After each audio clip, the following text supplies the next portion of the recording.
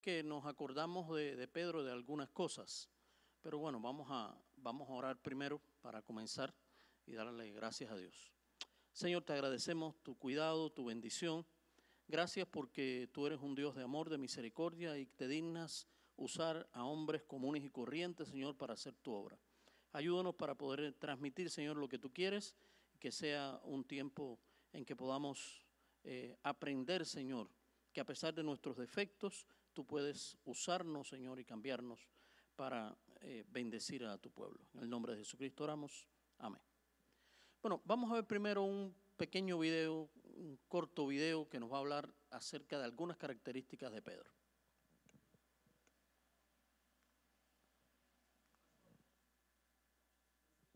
No se puede. Bueno, eso pasa cuando estamos en vivo. No hay problema. De todas maneras, vamos a hablar bastante de Pedro. Sabe que con la mayor parte de los personajes bíblicos nos ocurre que normalmente nos acordamos a veces únicamente de las cosas malas. Por ejemplo, bueno, quizás el evento más recordado de David es Goliat. Pero después de David, del incidente con Goliat, ¿de qué nos acordamos? Con Betsabé. Y de Pedro, ¿qué es lo primero que nos viene a la mente? La negación. Es una cosa, yo trabajé durante aproximadamente, serían alrededor de 8 años en el seminario donde me gradué, era profesor allí, y había cocineros que iban alternando, ¿no? Como se hacía desayuno, almuerzo y comida, no podía estar el mismo cocinero. Entonces trabajaban uno 24 horas, descansaba un día y así el otro, iba un día sí, un día no. Bueno, de esos dos cocineros, muy buenos los dos por cierto, pero un día se le ocurrió a uno de ellos unos frijoles colorados, no sé cómo le llaman ustedes, el rojo, ¿no? Frijol rojo.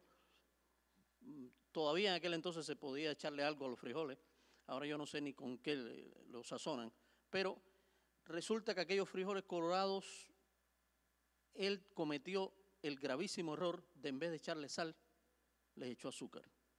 Si hubiera sido aquí, no tenía problema, porque aquí se comen los frijoles medio dulcecitos, ¿no?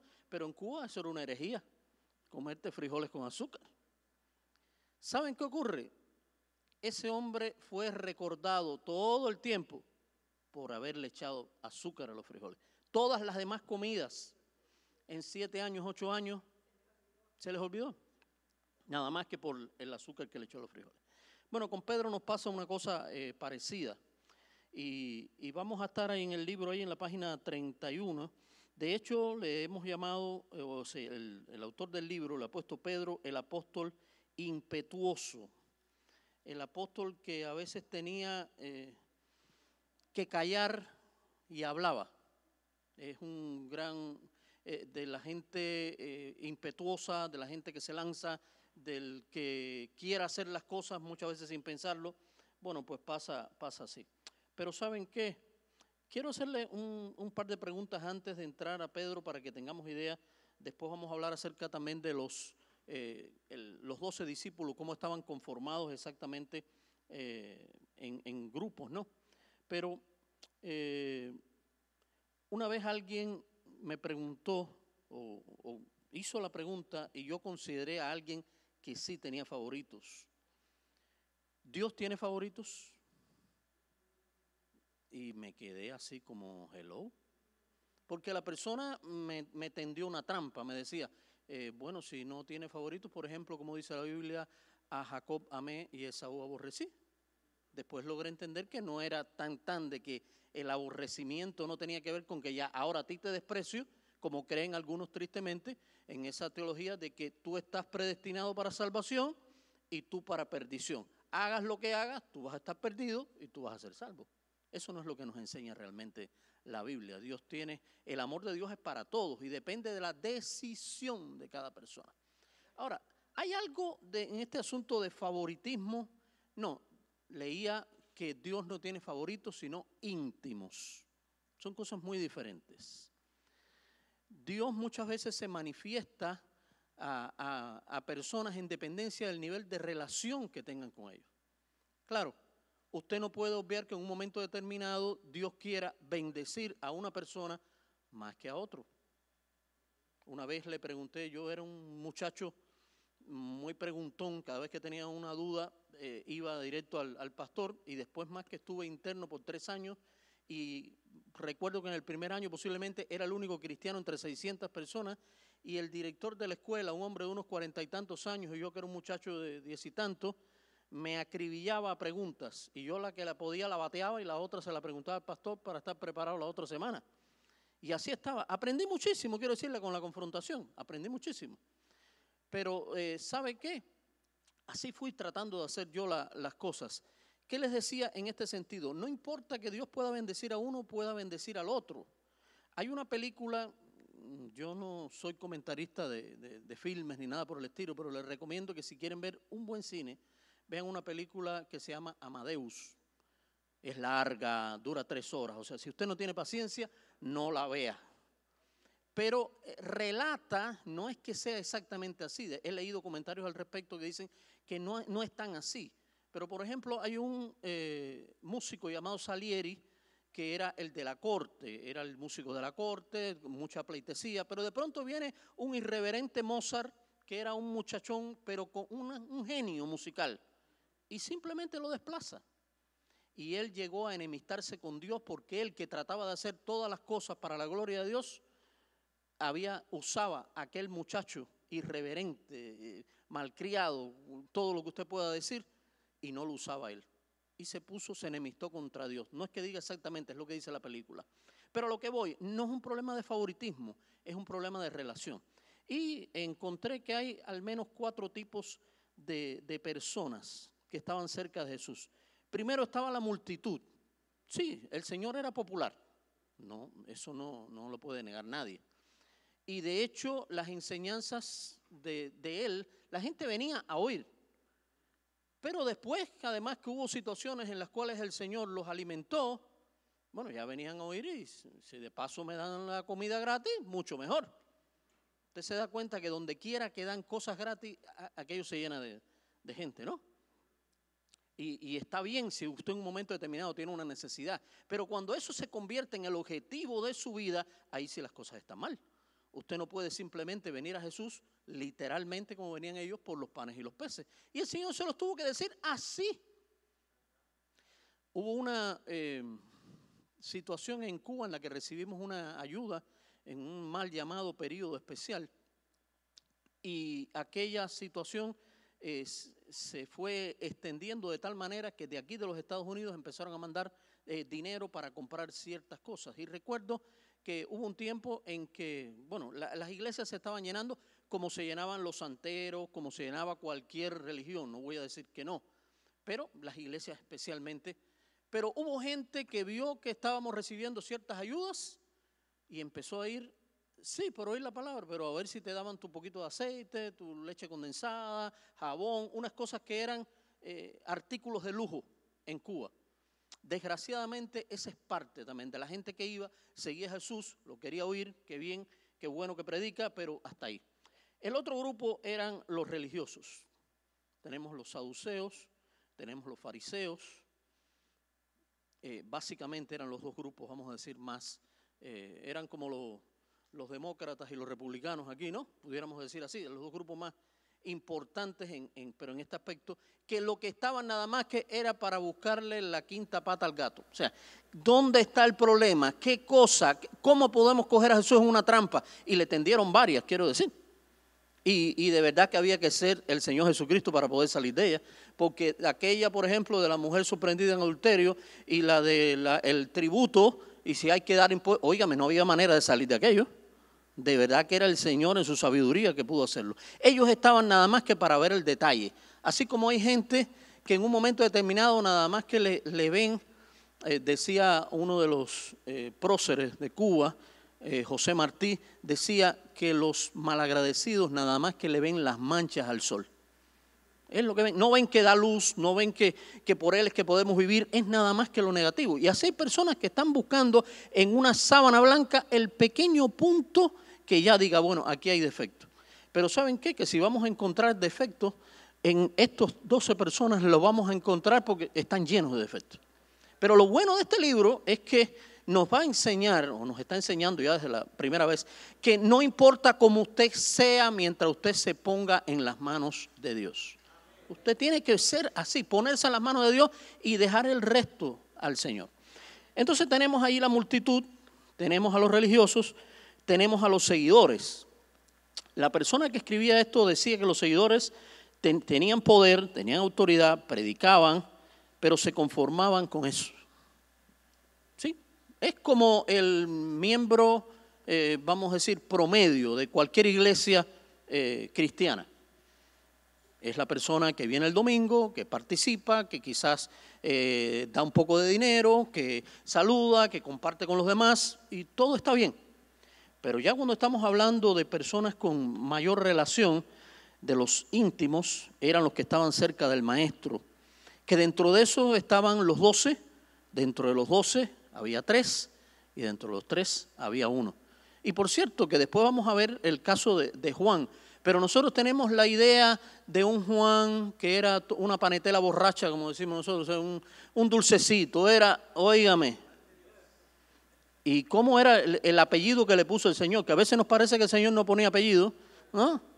Hijos del trueno, candela era aquello. Bueno, literalmente en un momento le dijo, Señor, quiere que mandemos y descienda fuego del cielo y haga chicharrones a toda esta gente que no te quieren recibir.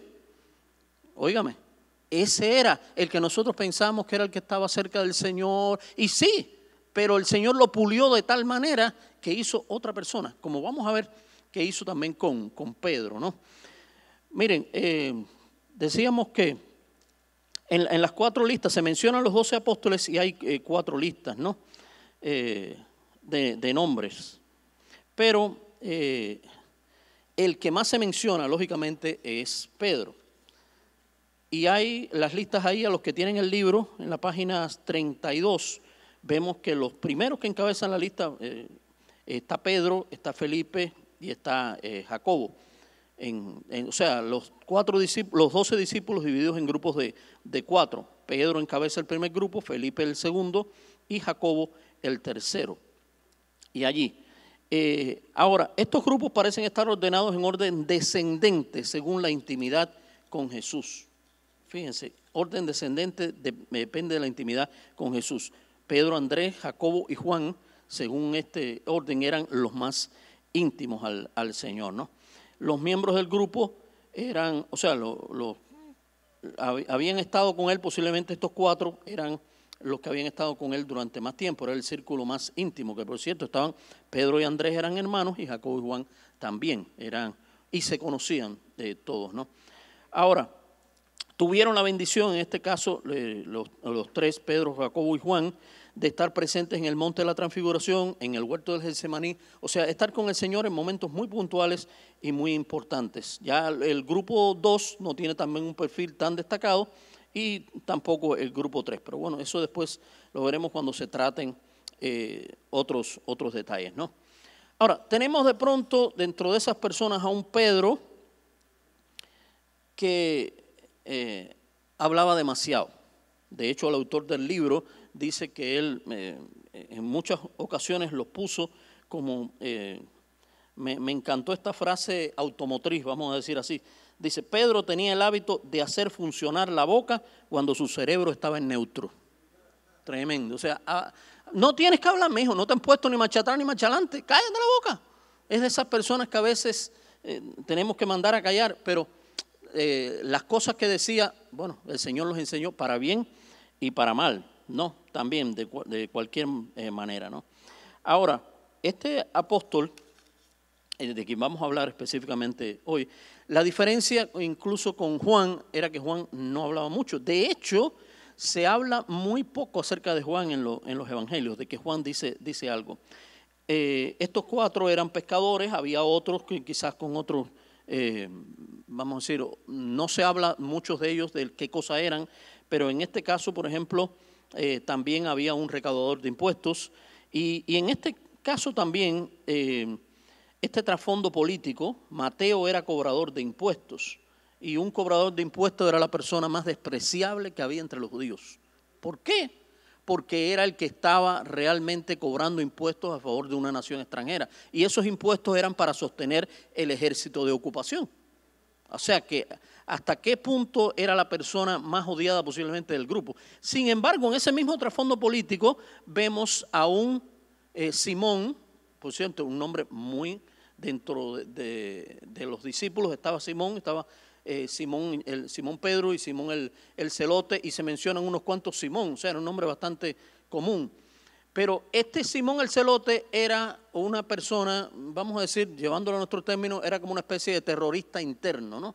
De hecho, ellos tenían, se defendían, o sea, hacían su obra, algunos le llamaban sicarios, un grupo más, vamos a decir, más extremista, y los sicarios, se le llama sicarios porque tenían como un puñal, una pequeña espada, y con eso es que ellos tomaban venganza. Les gustaba hacerlo en lugares públicos. Entonces, de pronto tienes a un traidor, vamos a decir así, y tienes a un patriota, por decirlo de alguna manera, ¿no? O sea, ¿qué contextos tan diferentes el Señor eligió? Si nosotros hubiéramos elegido a los discípulos, yo creo que no hubiéramos hecho esa elección.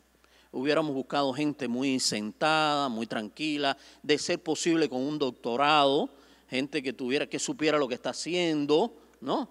Porque para coger esta gente que no sabía. De hecho, los propios después enemigos allí decían, les reconocían que eran sin letras y del vulgo.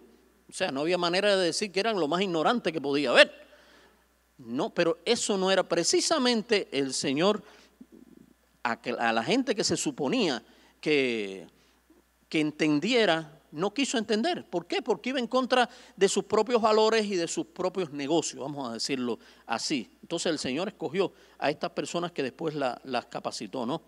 Decíamos ahí de Simón el Celote, ¿no? Ahora, Simón era un nombre, decíamos, muy común y el Señor le llamó Pedro. Vamos a ver por qué realmente era, por qué el Señor le puso Pedro, ¿no? Jesús no solo le dio un nombre nuevo para que reemplazara el viejo, sino que también lo llamó Pedro. Y vamos a ver que en varias ocasiones el Señor lo llama de determinadas, o sea, o le llama Simón o le llama Pedro. Miren que uno ha leído veces la Escritura y hay cosas en las cuales no te das cuenta. Tiene que ver alguien, lógicamente, con un estudio profundo que te vaya enseñando cosas ahí, como nos enseña el autor de este libro, ¿no? Ahora, Pedro significa roca. De pronto, Cristo le puso el nombre a Pedro para decirle, tú necesitas ser una roca. Tú tienes que ser la roca que va a transmitir. De hecho, Pedro era un líder natural, él un líder nato. Y bueno, es cuestionable, yo pudiera preguntarles, ¿realmente un líder nace o se hace? Todavía los que saben no se han puesto de acuerdo en si realmente. Pero ahora, en el caso de Pedro, hay mucha evidencia de que ya había características de líder. Es como usted no se da cuenta que a veces usted ve a los muchachos jugando y siempre hay uno que destaca, al que sigue, no tiene que decir nada, pero el muchacho tiene características, habilidades que los demás lo siguen. Y en este caso con Pedro incluso hasta haciendo lo malo, hubo ocasiones en que lo seguían. Vamos a pensar, después de eso va a estar un poco más adelante, que no sé realmente si nos dé tiempo, pero quiero darles el ejemplo acerca de cuando Pedro estaba, bueno, él mismo presentó el Evangelio a los gentiles, hizo todo esto, pero de pronto dice que vinieron algunos de aquellos que decían que los gentiles tenían que ser circuncidados y todo eso, y entonces Pedro en ese momento se retrajo, ya no participaba, no comía con los gentiles para no buscarse problemas con aquellos falsos maestros. Y de pronto dice que junto con lo que él hacía, empezó a arrastrar a gente, incluso que hasta el propio Bernabé dice que fue arrastrado por la hipocresía. Y tuvo que venir el apóstol Pablo y resistirlo cara a cara. Dicen los psicólogos de Manigua, los comentaristas de Manigua, que el cara a cara fue que le dio 2 galletas, pero la Biblia no dice que fuera eso. Simplemente lo reprendió, le dijo, no estás haciendo correctamente. Si tú eres judío y quieres comportarte como judío, ahí está. pero no obligues a otras personas a judaizar. Entonces, miren qué cosa, si Pedro hubiera sido de verdad el Papa, como dicen algunos, en esa misma hora hubiera excomulgado a Pablo. Ya. No, Pedro recibió la corrección y lo hizo realmente con toda la ley. Lo recibió. De hecho, el propio apóstol Pedro dijo acerca de Pablo que las cosas que Pablo escribía muchas veces eran difíciles de entender y algunos tuercen para su propia perdición. O sea, ahí no hay rivalidad ninguno, como algunos pretenden que Pedro por un lado y Pablo por el otro. Realmente no lo había, ¿no? Ahora, el Señor le llamó Pedro porque decíamos que quiso, bueno, estoy leyendo ahí, dice la Escritura, mirándole Jesús, le dijo: tú eres Simón, hijo de Jonás, tú serás llamado Cefas, que quiere decir Pedro. Pedro es un nombre derivado de la palabra griega en arameo y en griego. Aparentemente estas fueron las primeras palabras que Jesús le dijo a Pedro y de ahí esa fue su sobrenombre. Sin embargo, el Señor siguió llamándolo Simón y cada vez que esto aparecía en la Escritura, indiscutiblemente que era importante la manera en que él decía Simón o le decía Pedro. Por naturaleza, Simón era impetuoso, inconstante y poco digno de confianza. Tendía a hacer grandes promesas que no podía cumplir. Era de aquellas personas que se entregan en cuerpo y alma a una cosa, pero que se rinden antes de terminarla. Demasiada gente que pudiéramos conocer es así. Y son de los primeros que se lanzan. Y sí, cómo no, y vamos a hacerlo. Y a los 5 minutos ya se les olvidó. O simplemente no tienen la voluntad de seguir adelante. Así era Pedro. Ahora, el Señor tuvo que pulir, tomar todo aquello. Después vamos a ver lo que se necesita para un liderazgo, ¿no? Y una de esas cosas está en la materia prima. Eso era lo que había. La materia prima que tenía era esa. Y tenía que usarla. Y qué bien la usó el Señor después, a pesar de las cosas de Pedro, ¿no? Cada vez cuando le cambió el nombre y le decía Pedro, era para que ese sobrenombre fuera un recordatorio perpetuo de lo que deberías ser. Tú debes ser la roca. Y por eso es que te puse Pedro, para que sea realmente una roca. Ahora bien, este hombre que llegaría después a ser Pedro Simón, era impetuoso, agresivo, impaciente y necesitaba transformarse en una roca, y ese fue el nombre que le dio Jesús. Después de ese primer encuentro hay algunos contextos en los cuales se utiliza Simón. Lógicamente, cuando se habla acerca de su contexto secular, cuando hablan de su casa, se le dice la casa de Simón. Cuando se habla de su oficio, es también Simón. Cuando de la suegra. Ahora, la segunda categoría de referencia cuando se llama también a Simón es cuando se exponen las características de su yo no regenerado, cada vez que empieza a actuar como su viejo yo, ¿no? Así se le llama entonces Simón. Hay un evento incluso en el cual Pedro ahí dice que estaba pescando y le dice: Simón, toda la noche hemos estado pescando, no hemos pescado nada, mas en tu palabra echaré la red. Se le ve escéptico, pero de alguna manera también con un dato de fe, una fe incipiente, pero ahí realmente se muestra y se le dice entonces: Simón Pedro cayó de rodillas, aparta de mí, Señor, porque soy hombre pecador. También vemos a Jesús llamando Simón en referencia a los fracasos más grandes de la carrera. A veces nosotros tenemos que, vamos a decir, a la gente que más queremos la tenemos que llevar más recio. Y sobre todo si uno lo está enseñando algo. Usted no enseña a nadie a proceder o a actuar verdaderamente pasándole la mano. Es como tenemos la idea de que así, alguna gente en el mundo piensa que así es Dios. El abuelito complaciente que todo lo permite, que todo lo perdona y que no importa lo que tú hagas, Él te va a perdonar, como piensa alguna gente. Pero esa no es la visión que tenía Cristo en este caso de Pedro. Lo llevaba, como decimos en buen cubano, hasta la tabla, hasta el tope del acelerador lo llevaba. ¿Por qué? Porque quería transformarlo en alguien importante. No se habla mucho acerca de muchos otros apóstoles. Y quiero pensar que precisamente la manera en la que el Señor trataba a Pedro era para hacerlo de verdad un líder excelente. No sin pecado, no perfecto, sino alguien que el Señor pudiera usar como lo usó después en todos los eventos que pudo usar a Pedro. Y allí cuando fue amonestado, muchas veces también le llamaba Simón, ¿no? En el huerto de Getsemaní, cuando Pedro debió estar velando y le digo, vino Jesús y los halló durmiendo. Miren, resulta que en el huerto de Getsemaní había 3 personas. ¿Por qué Jesús vino y le dijo a Pedro, Pedro? Ven acá, Jacobo y Juan no estaban durmiendo igual. Pero no, fue con Pedro. Cuando la negación, porque nos gusta siempre pensar que la gente, Pedro era el bravucón del grupo y que decía las cosas, y cuando dijo, yo no te negaré, aunque tenga que ir hasta la muerte. Pero lo que muchas veces no vemos es que el pasaje dice, y todos los discípulos dijeron lo mismo. Porque con Pedro, nuevamente. O sea, el Señor quería transformarlo, quería hacerlo de verdad alguien, una materia prima que pudiera ser importante y que pudiera ser útil en su reino. Y nos va a usar hacia el Señor, y a veces las experiencias son experiencias dolorosas. En ocasiones tendremos que pasar por ellas, ¿no? Ubíquese como que nosotros fuéramos, como el Señor nos compara también, como barro en las manos del Señor. Cuando el alfarero quiere hacer una vasija, tiene que meter las manos.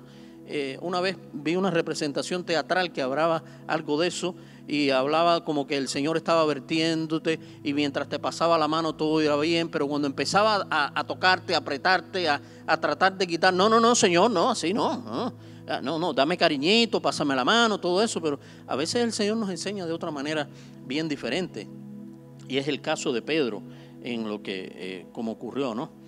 Ahora, la última vez que tuvo que llamarle a Pedro Simón fue la vez que lo negó, porque después Pedro la roca fue quien predicó en el Pentecostés y quien hizo grandes cosas también. Pedro era exactamente como muchos cristianos son hoy en día, carnales y espirituales. A veces actuó en los hábitos de la carne, otras en el espíritu. Fue pecador, pero otras veces actuó como un hombre como hombre justo tiene que actuar. Ese era Pedro. Ahora, venid en pos de mí y os haré pescadores de hombres, le dijo el Señor. Pedro era de hecho pescador de profesión. Él y su hermano Andrés pertenecían a una familia de pescadores que vivían en Capernaum. Pescaban en el mar de Galilea. Y allí había 3 tipos de peces. Por cierto que son cosas que uno va aprendiendo también. Los pececillos ahí mencionados cuando la alimentación de los 5,000 posiblemente eran como las sardinas, ¿no? Un tipo de pez pequeño, y eso era con lo que el Señor alimentó. Con la merienda de aquel muchacho el Señor alimentó a posiblemente casi 20,000 personas. Ese era un pececillo bien, o sea que se pescaba ahí en el mar de Galilea, y era uno de los peces que pescaba Pedro. Otra clase de peces conocidos como barbos, por ciertos filamentos de carne que parecía como si fueran barbas, ¿no? Y que llegaban a pesar alrededor de 8 kilos. Posiblemente fue un barbo, este tipo de pez, donde encontró Pedro. El Señor le dijo, ve al mar y lanza y encontró una moneda con lo que pagó un tributo. Después vamos a ver esos detalles, ¿no? Ahora, Simón y Andrés pasaban las noches pescando estos peces con sus redes, aunque ellos no eran allí de Capernaum exactamente. Estoy en la página 40 para los que tienen el libro. Ellos eran originarios de una pequeña aldea llamada Betsaida, que se encontraba en la parte norte del lago, pero fueron a un pueblo un poco más grande, ¿no? Y en los días de Jesús, Capernaum era la ciudad más grande en el extremo norte del mar de Galilea, y Jesús hizo allí de Capernaum también parte de su ministerio. Ahora, miren, es una cosa increíble, y Dios quiera que el Señor no pronuncie contra nosotros esos ayes, porque habló acerca de Betsaida y habló acerca de Capernaum, acerca de las cosas que se habían hecho. Dice uno de ellos que si en Tiro y en Sidón se hubieran hecho esas señales que se hicieron ustedes, hubiera sido diferente. Porque a pesar de todas las señales, a pesar de todas las cosas, ellos realmente no creyeron en el Señor. Fue una cosa increíble. De ahí era que venían Pedro y Andrés, ¿no? Ahora,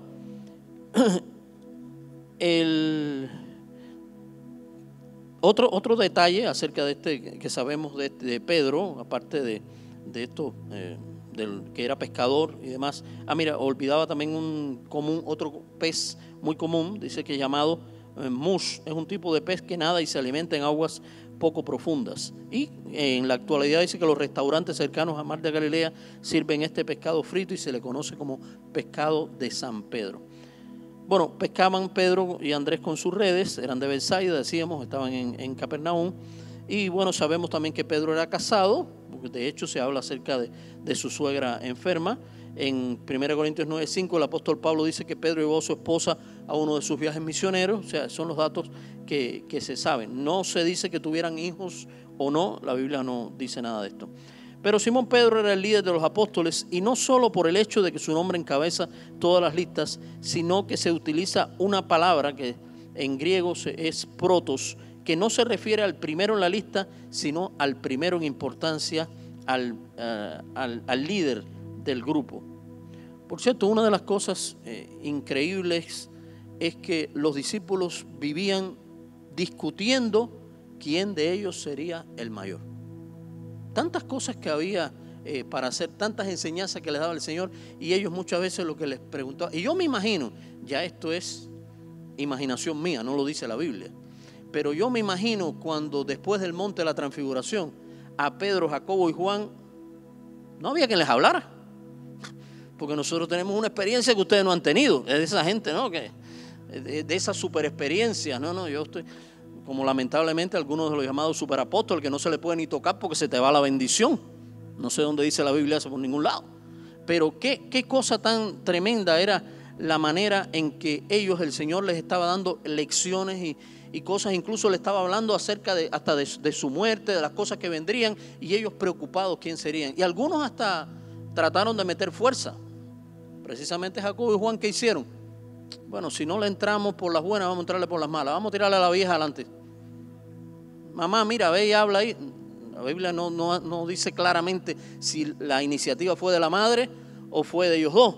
Pero dijeron, bueno, Señor, tengo una cosa que pedirte, que ellos están uno a la derecha y otro a la izquierda.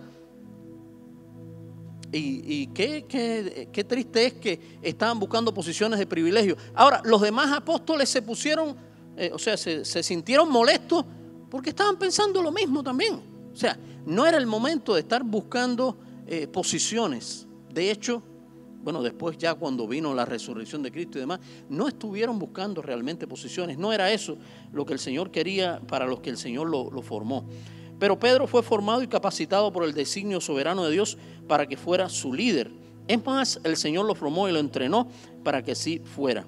Miren, ningún discípulo es censurado tanto por el Señor como lo es Pedro. Y ningún otro discípulo censuró a Jesús como lo hizo Pedro. Ningún otro reconoció su señorío tan explícitamente, y a ningún otro discípulo negó a Jesús también con tanta fuerza y públicamente como lo hizo. O sea, en Pedro tenemos las cosas, los muy y los tan, vamos a decir así. Ahí estaba Pedro, ese que hablaba demasiado, el Señor se refería a él con mucha frecuencia y reconoció todas las cosas. Ahora, el liderazgo conlleva disciplina y corrección, y eso fue lo que hizo Cristo para que fuera realmente un verdadero líder.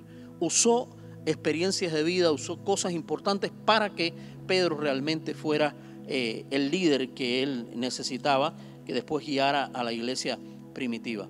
Y todo eso contribuyó a hacer de él el líder que Cristo quería.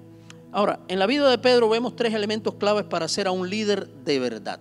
Vamos a ver algunas características del liderazgo de Pedro, de qué manera el Señor lo usó, y uno de ellos es la materia prima adecuada, las experiencias de vida adecuadas y las cualidades de carácter adecuadas.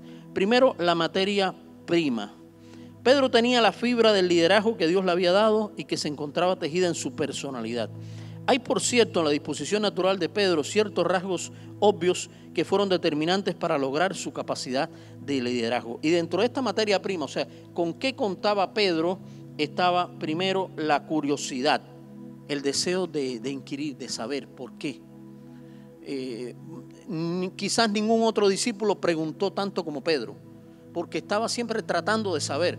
Mire, una persona que se conforma con todo, que todo le viene bien, decimos en Cuba que es como la plastilina, que donde quiera que cae bien, o como el gato que como quiera que usted lo tire cae parado.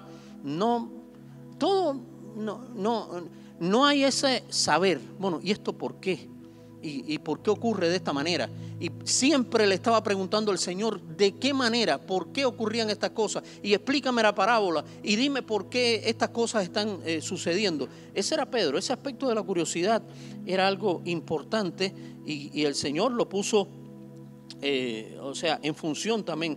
¿Por qué? Porque el conocimiento es poder. Él no se quedaba simplemente con las dudas. El domingo pasado, yo, vamos a decir, a veces mi esposa me pone en cada situaciones. Resulta que me puso a hacer de el rey Saúl, ¿no? Y me vistieron ahí, me pusieron un traje y todo, y corona y cuánta cosa hay, ¿no? Y allí yo veía la cara de aquellos muchachos así cuando yo entré y saludé así, buenas tardes, cambiando voz y todo. Y aquellos muchachos se quedaban así oyendo al rey y mirando.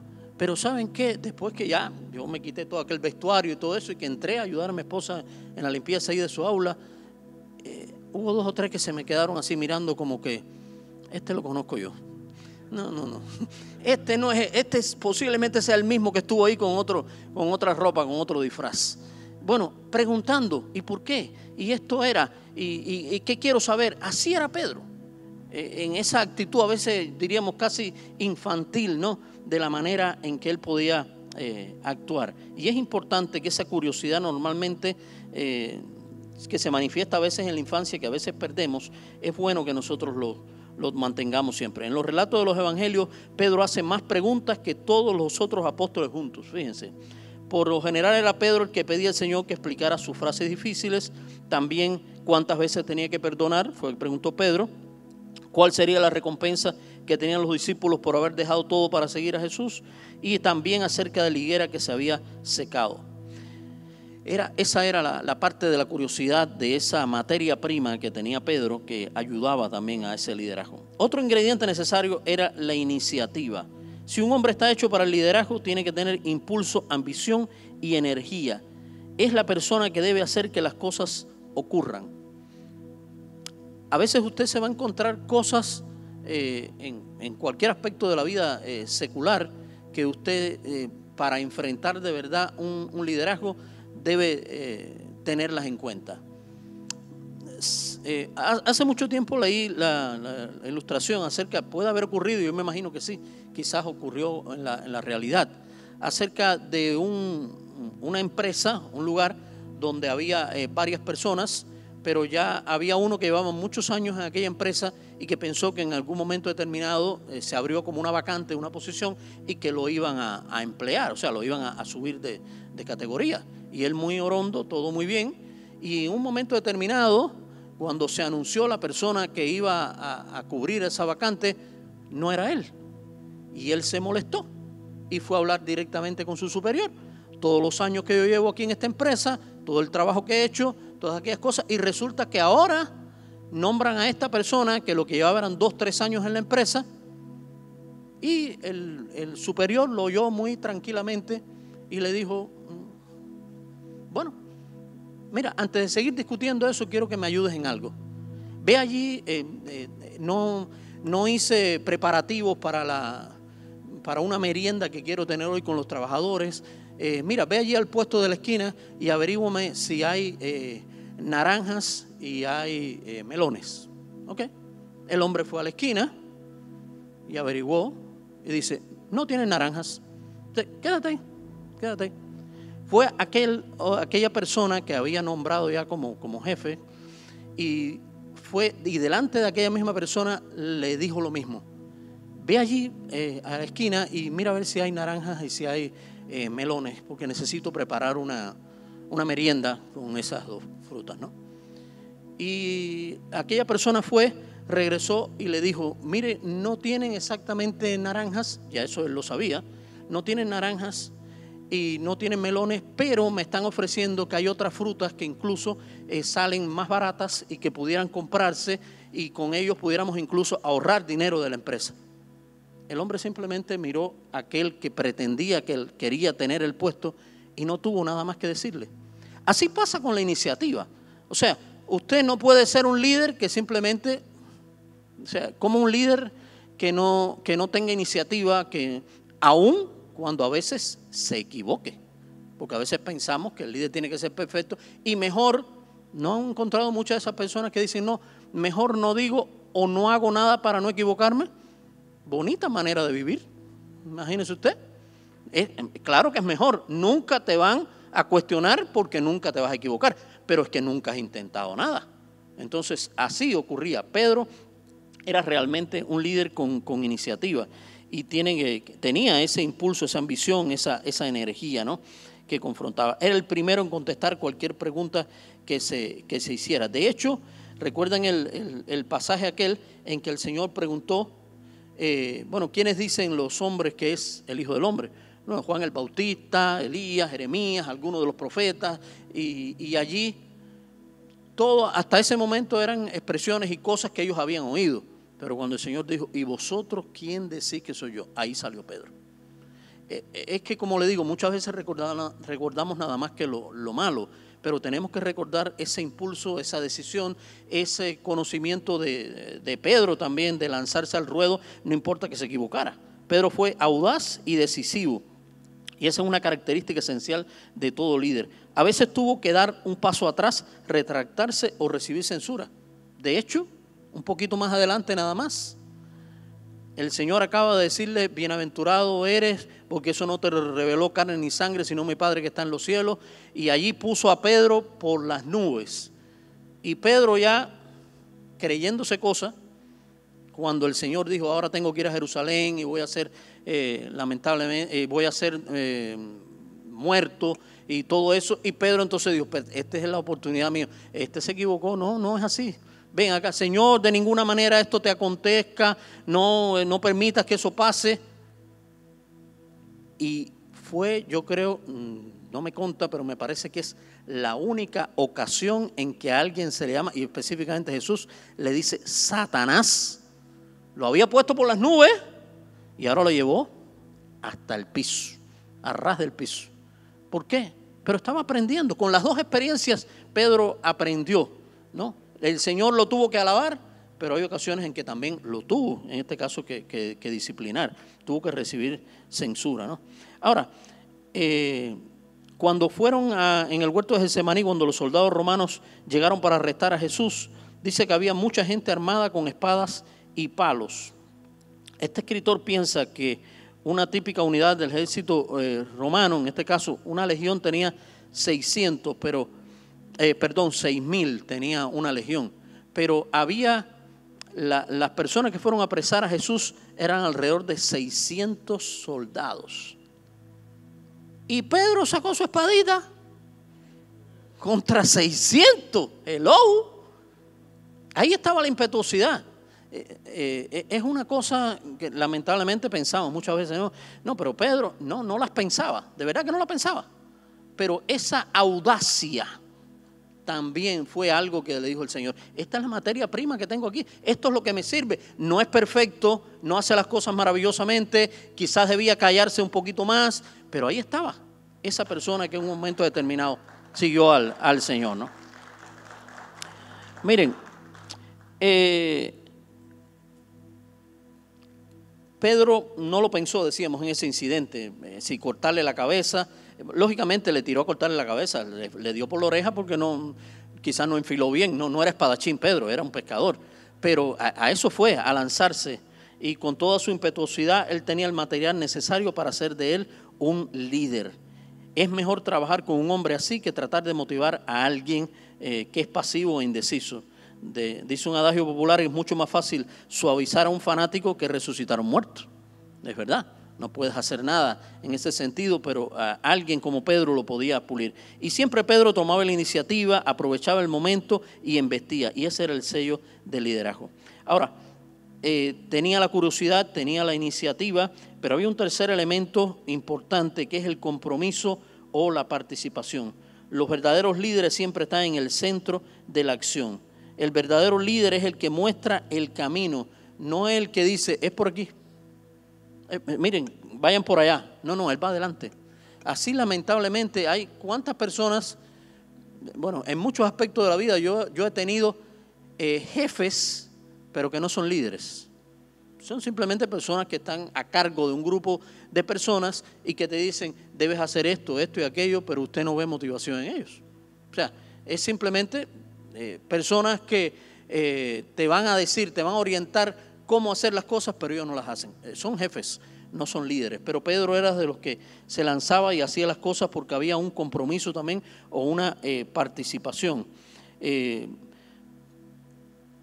Son palabras que lamentablemente como que se han perdido en el vocabulario, y a veces hasta en el vocabulario mundano. Esa palabra compromiso suena, vaya, hasta fea, hasta mala palabra. No me quiero comprometer con eso.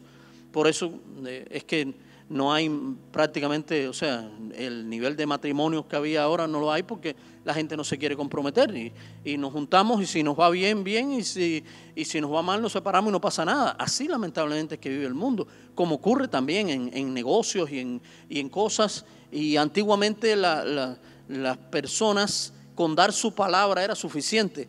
Ahora te dan la palabra, te dan la mano, te dan una cosa firmada y te están metiendo mentiras y te están haciendo trampa con todo eso. ¿Por qué?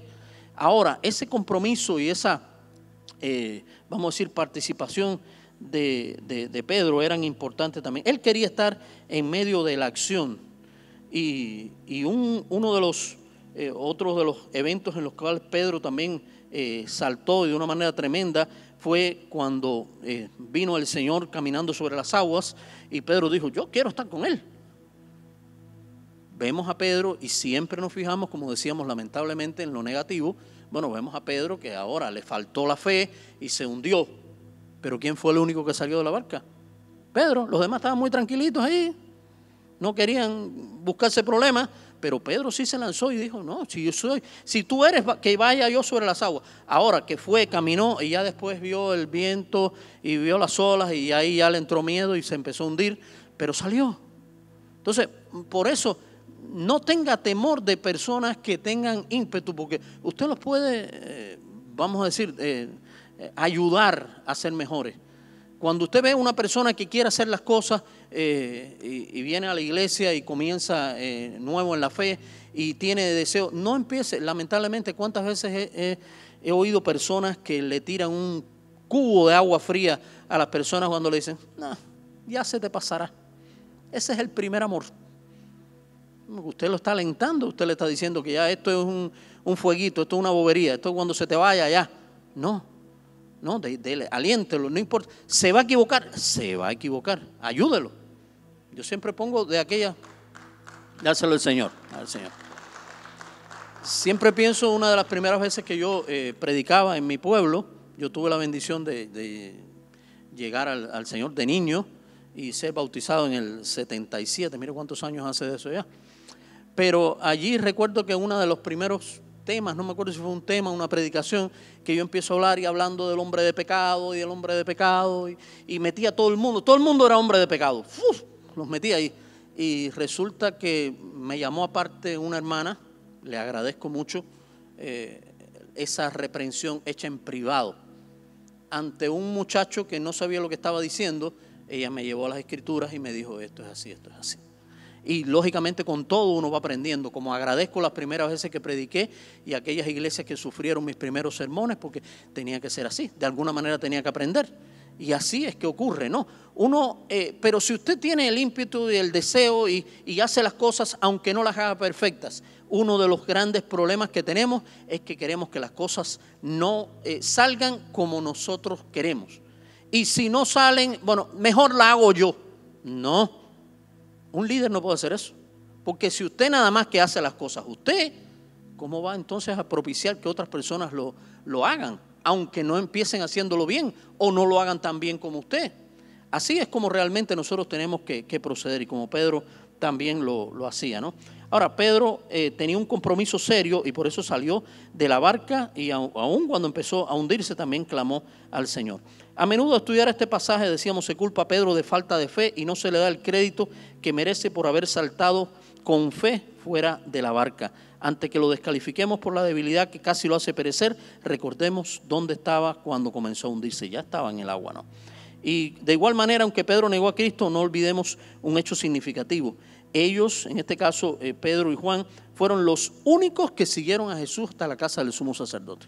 O sea, sí, cierto, lo negó, pero ahí estuvo, quería estar cerca. Aun cuando vino toda esta situación de la negación, ahí estaba Pedro también. Los otros, ¿qué se hicieron? No se sabe de ellos, ahí no estaban por los alrededores, pero ahí estaba Pedro y Juan.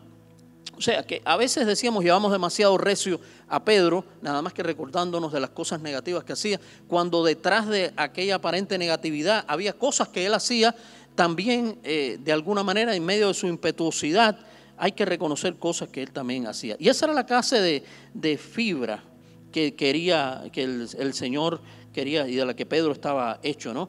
Era una insaciable, un deseo insaciable de saber, una disposición para tomar la iniciativa y una pasión para involucrarse personalmente. Fíjense, involucrarse personalmente. No es que usted empuje, dice un viejo refrán que el que empuja no se da golpe, ¿no? Cuando usted llegue y dice, no, pero debieras hacer esto, pero dale.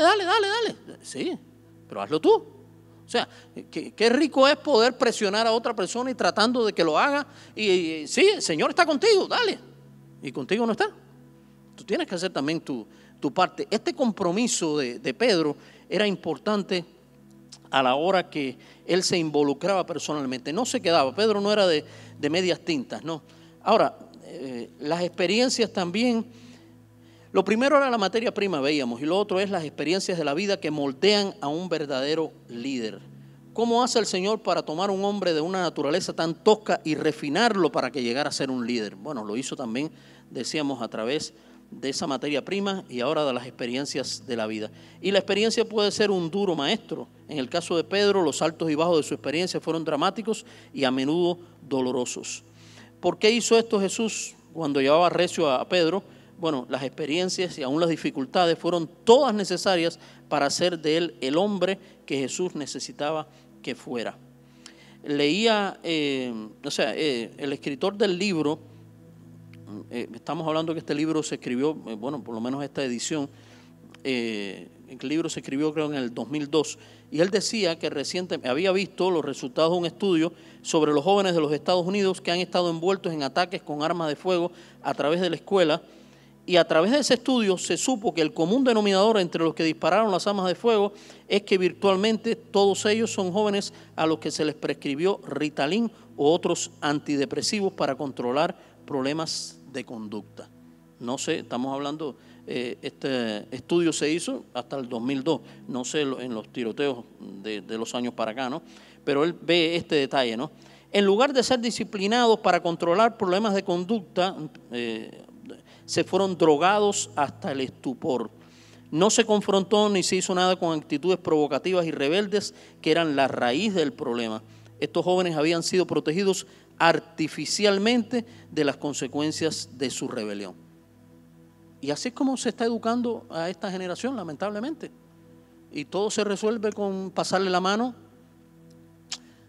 Como ustedes saben, yo trabajo en una escuela y una de las cosas más tristes que había pasado en la escuela, diría yo en todos estos años que llevo de trabajar, casi 7 años, es que los muchachos parece que no tienen, no tienen la posibilidad de hacerlo en otro lugar, en murales o algo así, y le da por pintar grafitis en los baños de la escuela. O sea, de cualquier tipo. Usted se puede encontrar cualquier cosa, desde grafitis religiosos, Dios te bendiga y todo, pero de un tamaño así, que después que tiene que pintarlo soy yo, ¿sabe? Para quitarlo. Así que yo no quiero que Dios me bendiga tanto en ese sentido. Hasta malas palabras y cuánta cosa hay. Usted puede encontrar de todo. ¿Sabe cuál era la solución hasta este momento? Si lograban coger al muchacho, porque la escuela está llena de cámaras por donde quiera, pero no sé qué pasaba, que casi nunca podían tomar, y casi siempre eran varones, ¿no? Lo suspendían un día, 2, y hasta ahí, todo llegaba. Entonces los muchachos, no importa, me suspendían un día, 2, era el héroe del grupo, ¿no? ¿Sabe qué pasó en la última semana? Yo estaba presente de esas cosas que Dios te permite ver como para decir, creo que las cosas pueden cambiar.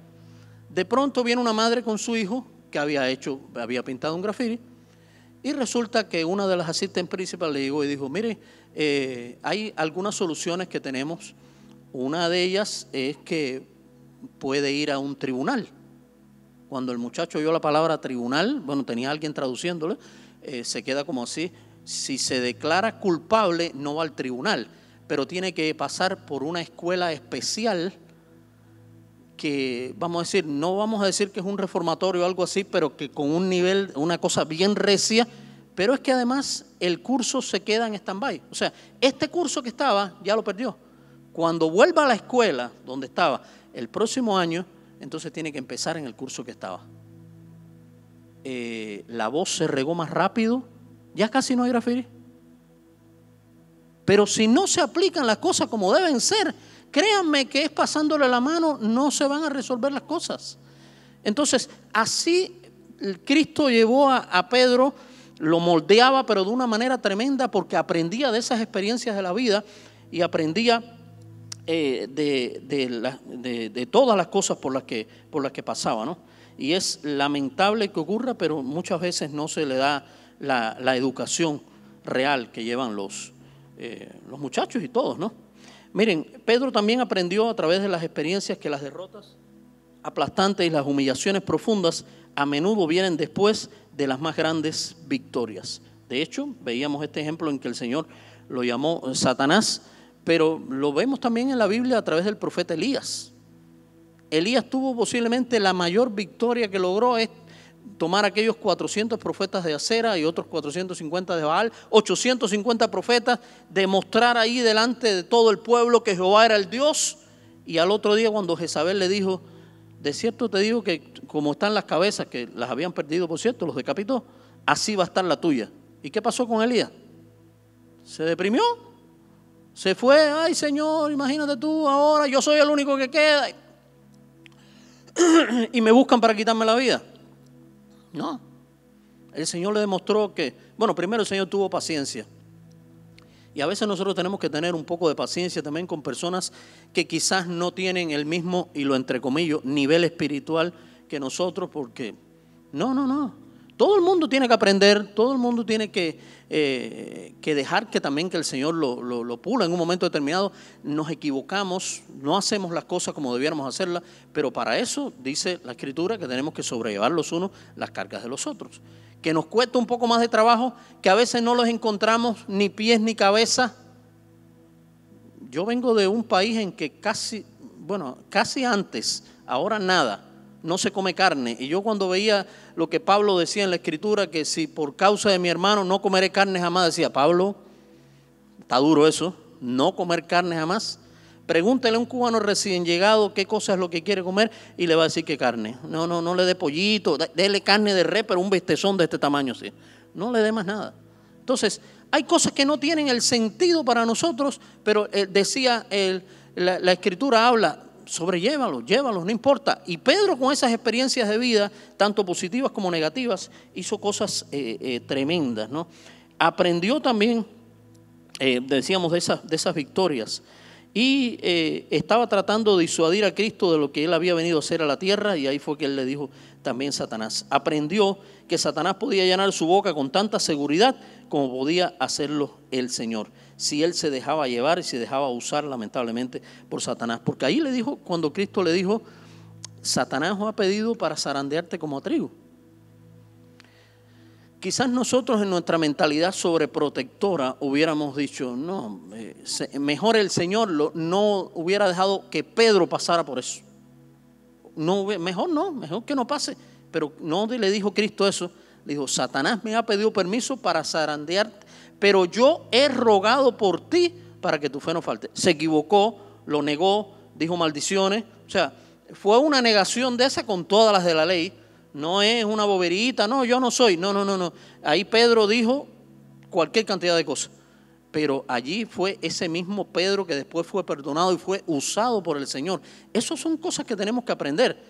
¿Nos vamos a equivocar? Nos vamos a equivocar. En un momento determinado no vamos a decir una palabra atinada, sazonada con sal, como dice la Escritura. Nos va a pasar. Pero tenemos que aprender de esas experiencias de vida, de las cosas que Dios puede hacer y de hecho va a hacer en nosotros. Ahora, Vamos a ver en tercer punto las cualidades de carácter que definen a un verdadero líder. Un tercer elemento de preparación de un líder, además del adecuado material innato y las experiencias de la vida, es el carácter adecuado. El carácter es el que hace posible el liderazgo. La gente sencillamente no puede respetar o confiar en aquellos que carecen de carácter. Y si no se respeta a un hombre, no se le va a seguir. Aún en el ámbito humano, la mayoría de la gente reconoce que el verdadero liderazgo está asociado con cualidades de carácter como la integridad, la confiabilidad, la respetabilidad, el altruismo, la humildad, la autodisciplina, el dominio propio y el valor. Aún decíamos en el ámbito humano, cuanto más en el ámbito realmente cristiano. Fíjense, integridad, confiabilidad, respetabilidad, altruismo, humildad, autodisciplina, dominio propio y valor. Y tales virtudes reflejan la imagen de Dios en el hombre. Indiscutiblemente, el liderazgo espiritual, la gran meta y objetivo es traer a las personas a la semejanza de Cristo. Nos parece un poco duro lo que dijo el propio apóstol Pablo, pero se comparaba y decía: sed imitadores de mí como yo de Cristo. Así fue que Pablo presentaba. No es que me imiten exactamente a mí. Yo imito a Cristo, ustedes imítenme a mí. Quizás... y yo creo que en buena parte es porque a veces tenemos el aquello de decir, bueno, yo no puedo ser como Cristo. Cristo era humano y era divino. Y por eso creo que Pablo tomó también aquello de decir, no importa, síganme a mí así como yo estoy siguiendo a Cristo. Ese tiene que ser el ejemplo y el objetivo fundamental, ¿no? El verdadero líder siempre se levanta o cae, pero su carácter es el que tiene que permanecer. Y saben que yo me acordaba ahora de dos líderes, dos presidentes de este país, totalmente diferentes en cuanto a estas características de integridad y de liderazgo. Quizás, y estoy pensando en uno que precisamente ahora el 1 de octubre, Jimmy Carter, cumplió 100 años. Jimmy Carter fue el presidente del año 77 al 81. Un hombre totalmente de Dios. De hecho, me enteré no hace mucho, sabe que a los presidentes le ponen la Guardia Secreta y todo eso, le pone como apodos para no decir, no, el presidente va a salir. Dicen el águila, tal cosa. ¿Saben cuál era el sobrenombre de Jimmy Carter? El diácono.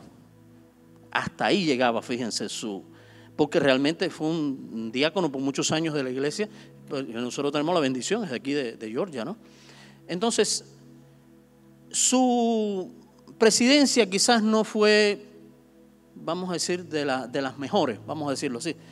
Los cubanos lo recordamos porque precisamente en el 80, bajo su presidencia, fue que vino la andanada, la cantidad de cubanos, además la cantidad de criminales, literalmente, que vinieron de Cuba, vaciaron las cárceles de Cuba y los trajeron para acá. Lamentablemente fue así. Quizás, vamos a decir, no fue una presidencia, pero su tiempo después de la presidencia, durante posiblemente más de 40 años de este hombre que ya con 100 años no puede hacer mucho, ¿no? Pero ganó el Premio Nobel de la Paz, se dedicó, fundó hizo una fundación y ayudó a otras personas en aspectos de la democracia, en cosas sobre salud mental. Cuántas cosas, increíblemente. Busquen ahí en Wikipedia acerca de este centro Carter. Increíble, cosas increíbles que hizo este hombre, que quizás no tuvo una presidencia muy efectiva. Ahí tenemos la joya. Ahora les voy a hablar acerca de otro presidente cuyo carácter no fue realmente, vamos a decir, en su misma presidencia no fue un carácter íntegro. Y estamos hablando de Bill Clinton, tristemente recordado por su affair con una de las becarias allí. Pero a veces lo que más me preocupa en aquel entonces y lamentablemente ahora es que muchas personas lo que están viendo no es tanto el carácter del líder que tienen, sino la economía va bien, no me importa cómo se viva, cómo se haga. Si las cosas van bien, si va bien en mi bolsillo, si la gasolina bajó, no me preocupa. Eso es lo importante. Y bueno, ocurrió esta situación, incluso Clinton cometió perjuro, hubo toda una serie de cosas, un juicio y demás, y nuevamente salió de presidente, tuvo 2 periodos. Increíble. ¿Cómo usted puede decir una persona que se equivocó y arriba de eso incluso mintió, cometió perjurio, pero no importa, porque el líder que necesitamos es que tenga bien la economía. Lamentablemente eso es lo que se vivió y lo que a veces se vive en algunos líderes, ¿no? Ahora, ¿cuáles son las cualidades de carácter de un líder? La primera es la sumisión. Y esto pudiera ser una cosa contraproducente. ¿Cómo que un líder va a ser una persona sumisa? Bueno, un líder se tiene que someter. Es que todos los líderes de una u otra manera están sujetos a otros líderes, a otra persona más arriba, vamos a decir así. O aún, vamos a pensar en este mismo, el caso del presidente de aquí de los Estados Unidos. Tiene asesores y tiene personas a las que tiene que oír. O sea, no es que yo voy a hacer las cosas porque me parece, porque deben ser así y ya, y yo soy el que determino. No, la sumisión es una cosa importante en un líder y es someterse, en este caso, someterse al Señor y a aquellos en autoridad sobre Él. Y los líderes tienden a ser confiados y agresivos, pero Pedro tenía esta influencia, rápido para hablar y rápido para actuar. Un hombre de iniciativa, pero que indiscutiblemente quería tomar el control de la situación. Y para balancear de este lado de él, el Señor le enseñó sumisión. Un ejemplo allí también de este aspecto de la sumisión es cuando el Señor estaba regresando con los 12 a Capernaum y después de un periodo de ministerio se acercó un cobrador de impuestos que estaba haciendo su recorrido habitual para cobrar las 2 dracmas anuales. Fíjense, esto no era el caso como Mateo, que recogía impuestos para los romanos. Este era un impuesto que se hacía para el tributo del templo. Era para conservar el templo, ¿no? Mantenerlo y demás, y estaba prescrito en Éxodo. El impuesto equivalía al salario de 2 días, de modo que no era una suma pequeña.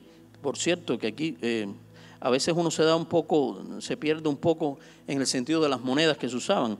El denario era una moneda romana y el dracma era una moneda griega, pero que valían exactamente, o sea, tenían más o menos el mismo valor. En este caso eran las 2 dracmas. Y Mateo escribe, vinieron a Pedro los que cobraban las 2 dracmas y le dijeron, ¿vuestro maestro no paga las 2 dracmas? Y Pedro le dijo que sí, que iba a pagar los impuestos.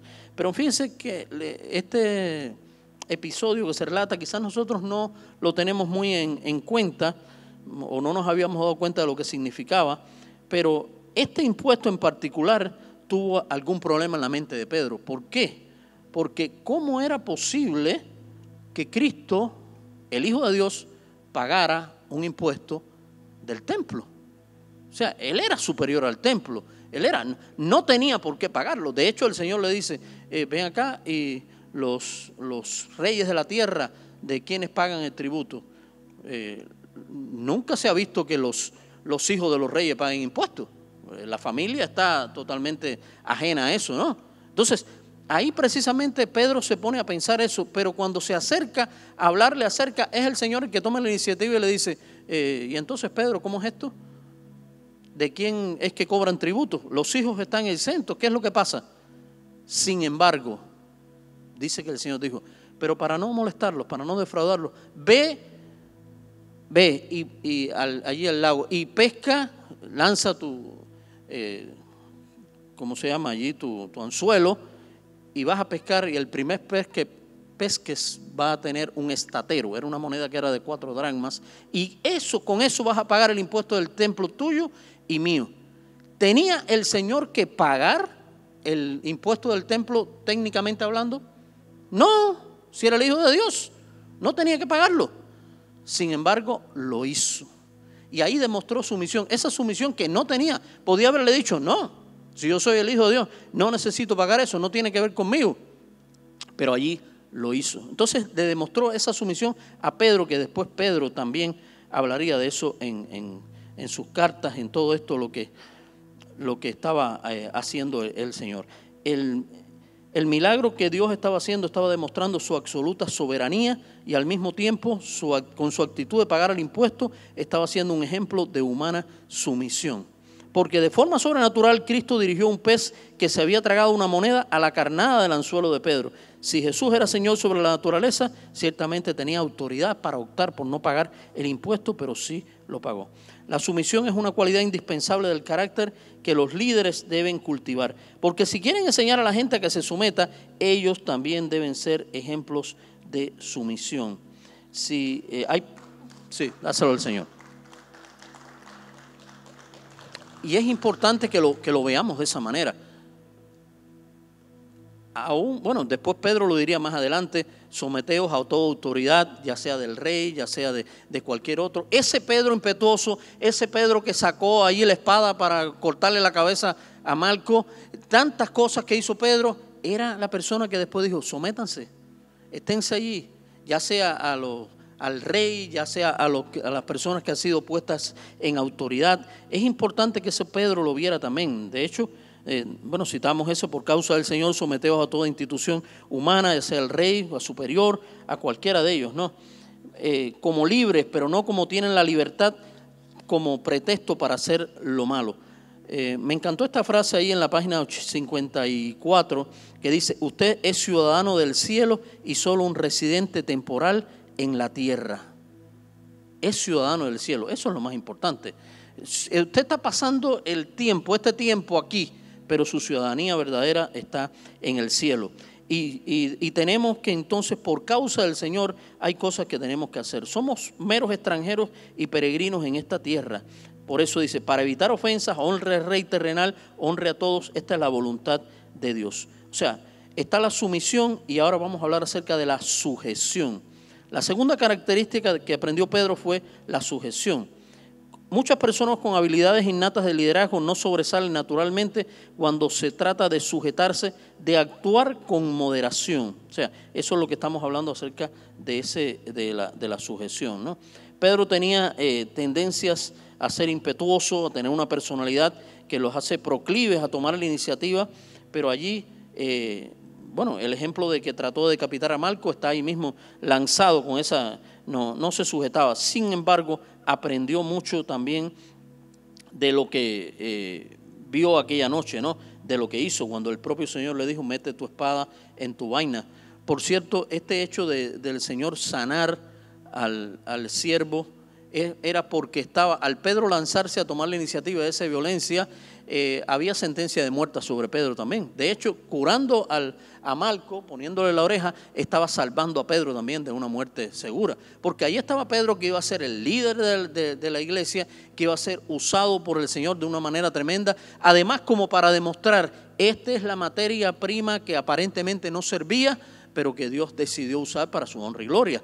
Así es como nosotros tenemos que ver también las cosas.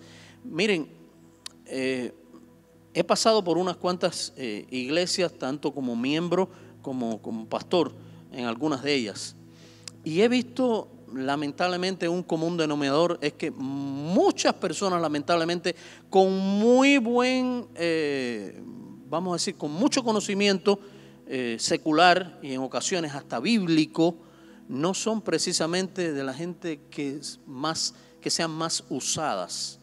¿Por qué? Porque no se dejan usar. No es porque no tengan los conocimientos y tengan las capacidades, las tienen. Pero si usted no pone eso en las manos del Señor, nunca el Señor lo va a usar. Sin embargo, he visto que en muchas ocasiones esas personas que no tienen mucho conocimiento, que no tienen incluso prácticamente a veces ni determinados estudios teológicos, han sido usados por el Señor porque se han puesto en las manos de Él. Y así es como nosotros tenemos que ver realmente nuestra propia realidad. No mirar incluso al lado ni al otro. Somos muy amigos de compararnos, mis hermanos, y no debiera ser así. Usted es usted, y el Señor le va a pedir cuentas a usted. Ahora yo no tengo que preocuparme si Israel o si Claudia. No. Dios le va a pedir cuentas a cada uno de ellos. No tengo yo que estar preocupado, no, porque yo soy mejor o soy peor. No se compare, como nos encantan las comparaciones, y casi siempre que nos comparamos con el que está peor, ¿no? Para nosotros quedar mejorcito. No se compare. Deje que el Señor sea el que haga la obra. Usted no tiene que darle cuenta a nadie, solamente de usted tiene que darle cuenta al Señor, ¿no? Bueno, veíamos la sumisión, veíamos la sujeción, Y ahora también una cosa muy importante es que hay que aprender humildad. Uno de los grandes problemas de los líderes es que, bueno, cuesta mucho trabajo ser humildes.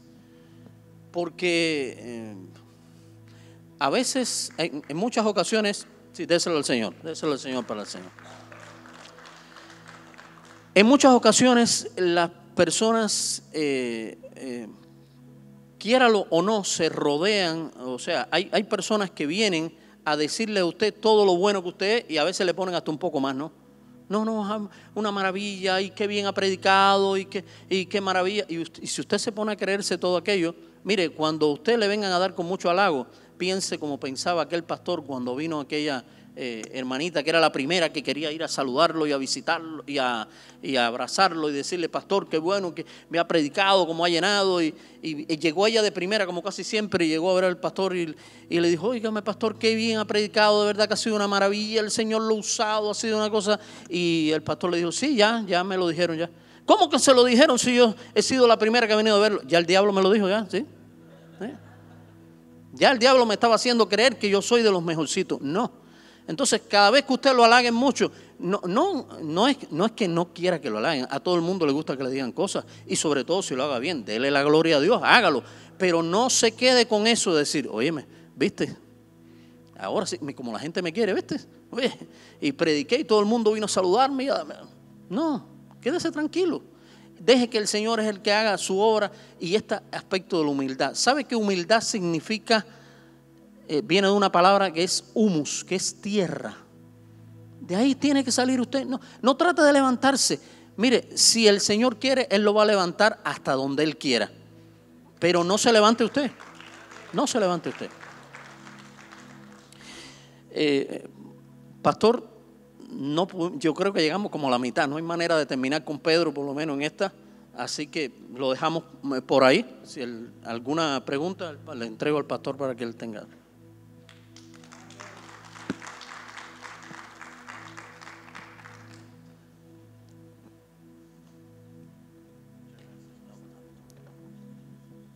All right. ¿Cuántos están alegres? ¿Aprendieron o no?